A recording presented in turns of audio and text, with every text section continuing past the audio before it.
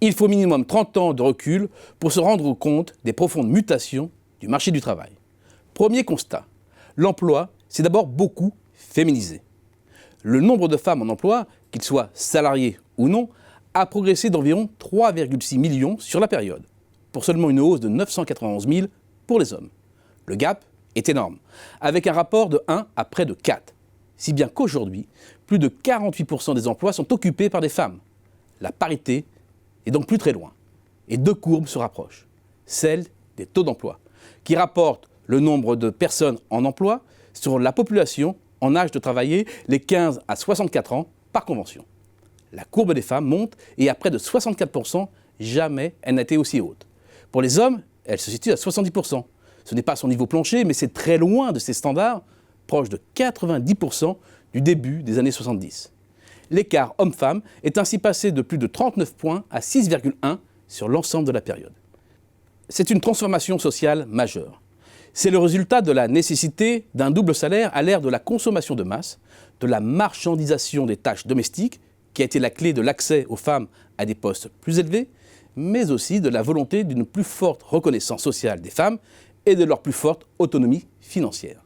La féminisation va de pair avec un deuxième bouleversement, la montée de la tertiarisation des emplois.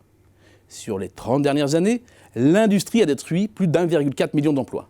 C'est la marque de la désindustrialisation de la France, mais aussi du recours croissant à l'externalisation.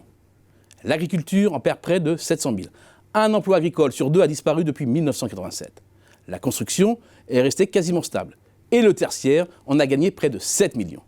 L'industrie, l'agriculture, le BTP sont très masculinisés. Près de 8 emplois sur 10 sont occupés par les hommes, alors que les femmes sont majoritaires dans le tertiaire. Il y a donc aussi un effet sectoriel dans la féminisation de l'emploi, les postes se créant massivement dans les secteurs les plus riches en emploi féminin. Une autre transformation majeure concerne le statut de l'emploi avec une grande rupture, celle de la montée du salariat.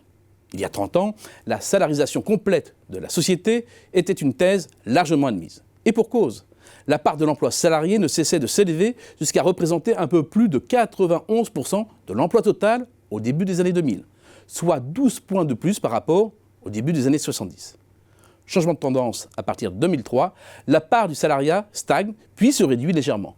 C'est la conséquence de l'épuisement de la baisse de l'emploi indépendant traditionnel, agriculteurs, artisans, commerçants, mais aussi des nouvelles modalités de travail indépendant ultra flexibles, avec notamment la création du statut d'auto-entrepreneur en 2009, le plus souvent en sous-traitance des entreprises. La précarisation du salariat est une autre tendance forte. C'est d'abord la montée du temps partiel, qui concerne aujourd'hui près d'un salarié sur 5, contre à peine plus de 6% au milieu des années 70. Un temps partiel qui, dans bien des cas, est plus subi que choisi.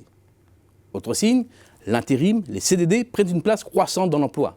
Leur part dans l'emploi salarié est passée de 7,2 en 1987 à 13,5% en 2018.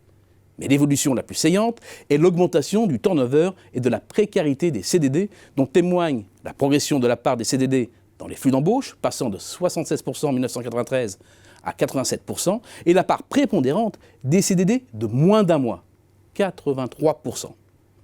Autre transformation, l'élévation du niveau général de la formation de la population. C'est bien entendu la conséquence de l'effort appuyé dans le système éducatif, notamment le supérieur. Si bien qu'aujourd'hui, la proportion des personnes en emploi dotées d'un diplôme du supérieur est passée de moins de 13% à quasiment 36% en 30 ans, quand la part des sans diplôme ou titulaires du brevet des collèges est tombée de 53% environ à 21,4%. Attention, le niveau des emplois n'a pas suivi. Des personnes hautement qualifiées, bien souvent des jeunes, sont contraintes d'accepter des emplois en dessous de leurs compétences, chassant par là même des employés qui les occupaient traditionnellement et dont le point de chute est bien souvent Pôle emploi. Féminisation, tertiarisation, rupture de la progression du salariat, précarisation et élévation du niveau de qualification forment les 5 grandes mutations du marché du travail des 30 dernières années.